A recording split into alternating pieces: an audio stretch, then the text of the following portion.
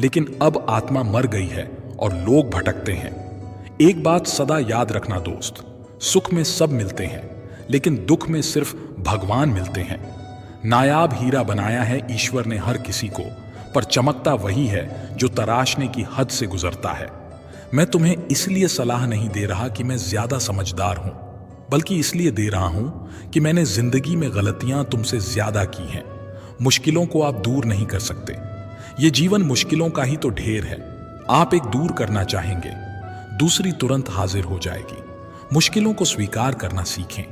जीवन है तो मुश्किलें आएंगी और जाएंगी, सिर्फ धैर्य होना चाहिए।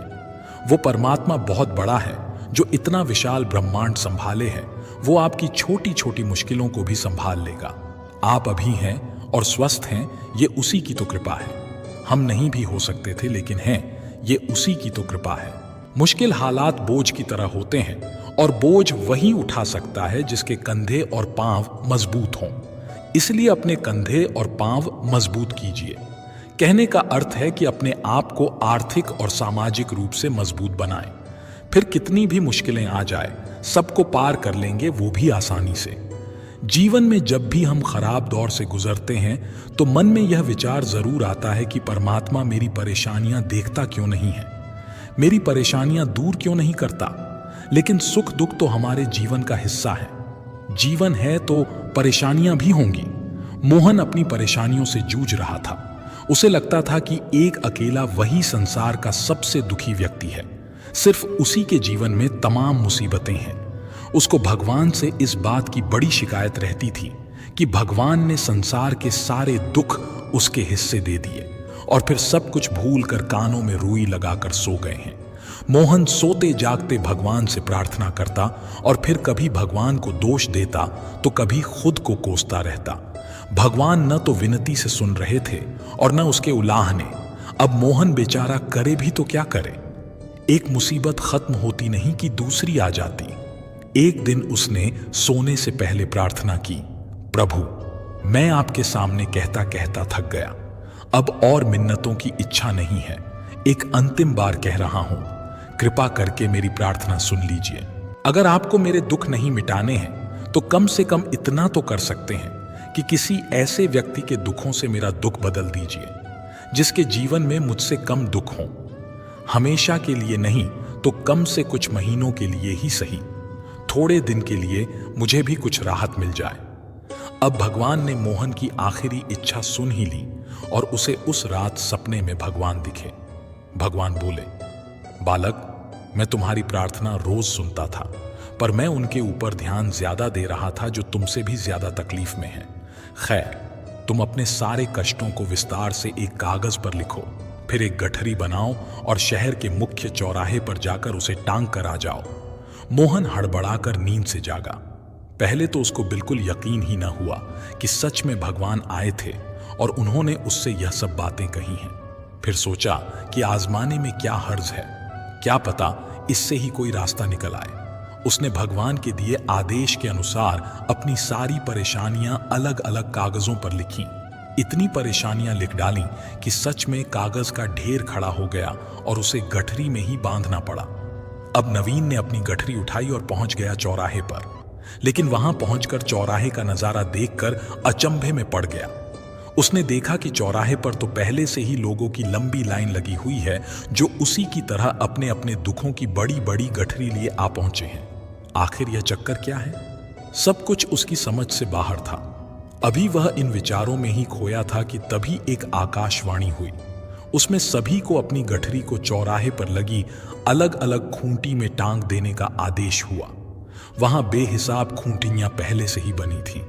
सभी ने अपनी अपनी गठरी टांगी और फिर ईश्वर के अगले आदेश की प्रतीक्षा करने लगे। कुछ ही देर में दोबारा से आकाशवाणी हुई और सबसे कहा गया कि सभी लोग अंदाजे से कोई ऐसी गठरी उठा लें जो उन्हें अपनी परेशानियों की गठरी से हल्की समझ में आती हो। अब उन्हें वही दुख भोगने होंगे जो उनकी चुनी नई गठरी में दर्ज होंगे। आकाशवाणी सुनते ही सभी हल्की से हल्की गठरी को लपकने के लिए दौड़े। सबके साथ मोहन भी नई गठरी चुनने के लिए भागा। खूंटियों में टंगी समस्त गठरियों को घूरता हुआ वह काफी देर तक अंदाजा लगाता रहा। अब उसे एक डर और था कि कहीं वह कोई ऐसी गठरी न उठा ले जिसमें पहले से भी ज्यादा दुख हो। अगर ऐसा हुआ तो परेशानियां और बढ़ जाएंगी और मुझे लेने के देने पड़ जाएं। जीवन तहस नहस हो जाएगा सो अलग। अब उसके मन में तरह तरह के विचार आने लगे। वह सोचने लगा कि कम से कम वह अपने दुखों से भली भांति परिचित तो है और उन्हें झेलने का आदी भी हो गया है। उनके लिए कुछ रास्ते निकालने की शुरुआत भी की है। शायद उसका परिणाम आए तो एकाध दुख घट ही जाए। कहीं ऐसा न हो कि चुनी गई नई गठरी में दुख और भी ज्यादा पीड़ादायक हो जाए। ऐसे विचारों में खोया वह एक के बाद एक गठरी के सामने से गुजरता, लेकिन तय नहीं कर पाया कि कौन सी गठरी चुनी जाए। उसे यह भी डर था कि कहीं कोई उसकी गठरी न उठा ले। इसी उधेड़ बुन में फंसे मोहन ने आखिरकार अपनी गठरी ही उठा ली और चल पड़ा। उसने तय किया कि वह अब इन चुनौतियों का मुकाबला पहले से ज्यादा मजबूती से करेगा। धीरे धीरे मोहन को अपने ही दुख दूसरों से कम होते हुए महसूस हो रहे थे और उसके जैसे ही भाव वहां मौजूद हर व्यक्ति में आ रहे थे। सच में सबको अपना दुख ज्यादा बड़ा और ज्यादा पीड़ादायक लगता है कि वही संसार का सबसे दुखी प्राणी है। पर हमसे भी ज्यादा न जाने कितने और दुखी हैं। कितने ही लोग ऐसे हैं जिन्हें 2 वक्त का भोजन भी मुश्किल से नसीब होता है। कभी किसी की शानदार कोठी के आगे से गुजरते हुए यदि यह ख्याल बार बार आए कि जब किस्मत बंट रही थी तो वह इस आदमी से पीछे क्यों रहा। अगर आगे रहता तो उसे भी ऐसा सुख और ऐश्वर्य मिल जाता। जिन लोगों के पास साहस और हौसला है वह आत्मविश्वास की नाव पर सवार होकर आसानी से जीवन की कठिनाइयों से सफलता प्राप्त कर लेते हैं। जरा ऐसे लोगों के बारे में सोचिए जो जीवन मृत्यु के बीच झूल रहे हैं। कम से कम आप किस्मत की लाइन में इनसे आगे तो थे। स्वस्थ हैं, अपने काम के लिए किसी पर निर्भर नहीं है, अपना काम खुद करने के काबिल है। हमारी आपकी क्या योग्यता है? इस सृष्टि में हमारा योगदान भी क्या है? बहुत तुच्छ। अपने विचार हमेशा सकारात्मक रखें। बस एक विचार अपने हृदय की अंतरतम गहराई तक ले जाएं कि ये भी बीत जाएगा। जो होता है वो उसकी ही कृपा है और अंततः हमारे लिए वो अच्छा ही होगा। समस्या 2 प्रकार की होती है, एक वो जिसका कोई हल नहीं है, दूसरी जिनका हल है। जिसका हल है उसके लिए परेशान होने की कोई जरूरत नहीं है। दूसरे प्रकार की समस्या का हल है तो परेशान होने की जरूरत क्या है। हल खोजिए और मस्त रहिए। मुश्किल से मुश्किल हालातों का सामना आप डटकर कर सकते हैं। आप अपने अंदर विश्वास पैदा करें, सेल्फ बिलीफ बनाएं और किसी भी काम को अंजाम करें। इसके लिए आपको थोड़ी मेहनत करनी पड़ेगी और वह ऐसे कि भगवान का धन्यवाद देना होगा। अपने चेतन अवचेतन मन को शानदार ढंग से प्रयोग में लाना होगा। अगर आप दुखी हैं तो आपके पास दुख आएगा, अगर आप खुश हैं तो आपके पास खुशियां आएंगी, सुख आएगा। ये प्रकृति का आकर्षण का नियम है।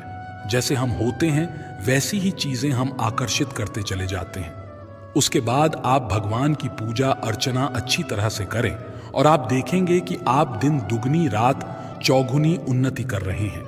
हर रात के बाद सवेरा होता है तो लोग क्यों नहीं मानते कि अंधेरे के बाद उजाला भी होता है। यानी कि एक बुरे दिन के बाद एक अच्छा समय भी आपके इंतजार में बैठा ही होगा।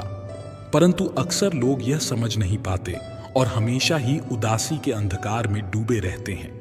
बुरा दिन किसी विशेष व्यक्ति को चुनकर उसके पास नहीं आता। यह किसी के साथ भी हो सकता है, मेरे या आपके साथ भी। बुरा दिन वह नहीं जो एक बड़े स्तर पर आपकी जिंदगी बदल कर रख दे, बल्कि बुरा दिन वह भी है जो आपको धीरे धीरे उदास करता जाए।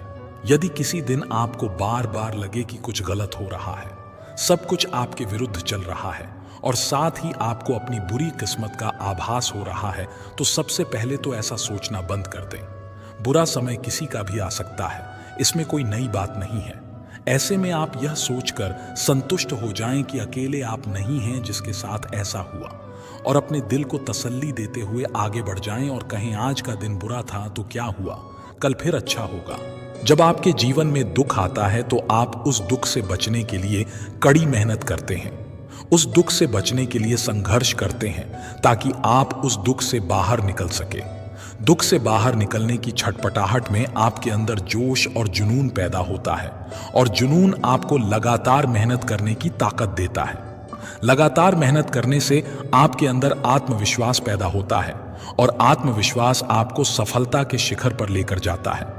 आप इतिहास के पन्नों को खोलकर देख लीजिए, जिसने अपने जीवन में जितना ज्यादा दुख सहा है वह उतना ही ज्यादा सफल हुआ है। यानी जितना बड़ा दुख उतनी बड़ी सफलता।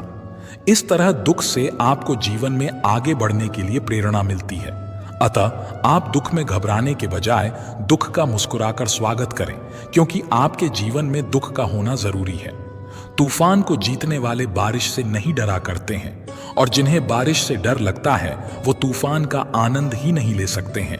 इसलिए आत्मा का पहला गुण निर्भय है, जिसमें निर्भयता ही नहीं वो मरी हुई आत्मा है। परेशानियों से हमें अंत तक इसलिए लड़ना चाहिए क्योंकि वो परेशानी, वो दिक्कत फिर वापस लौटकर जिंदगी में आगे चलकर सामने ना आए। अगर ऐसा होता है कि वो वापस जिंदगी में लौट कर आए तो आप उसे एक बड़े रूप में देखेंगे।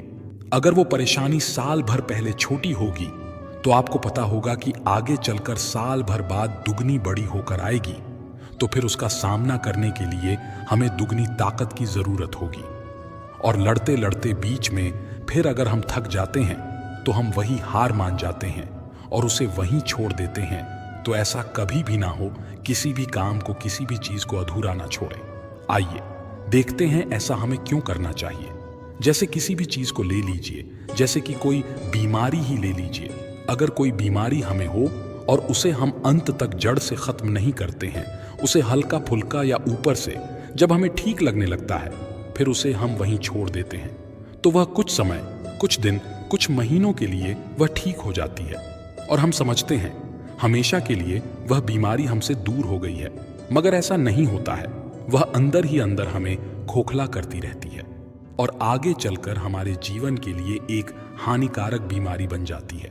और उस बीमारी से लड़ने के लिए हम हार चुके होते हैं। हमारे अंदर हिम्मत खत्म हो चुकी रहती है कि हम इस परेशानी से, हम इस बीमारी से कभी जीत नहीं सकते हैं। इसलिए हमें किसी भी परिस्थिति में हमें हार नहीं मानना चाहिए। कोई भी चीज हो, कैसी भी परिस्थिति हो, हमेशा डटकर हिम्मत से उसका सामना करना चाहिए। जब कभी ऐसा लगे कि अब हमसे यह काम नहीं हो पाएगा, इस परिस्थिति से हम जीत नहीं पाएंगे, तो आप खुद को हिम्मत देने के लिए या खुद की हिम्मत बढ़ाने के लिए आप अपने बारे में ना सोचकर उनके बारे में सोचिए जो आपसे जुड़े हैं। माता पिता, भाई बहन या कोई अन्य जो कोई भी हो, तो फिर आप में एक दुगनी ताकत या हिम्मत आएगी और आप उस काम को, उस परेशानी को जड़ से उखाड़ फेंक देंगे। फिर दोबारा जिंदगी में वह लौट कर नहीं आएगा।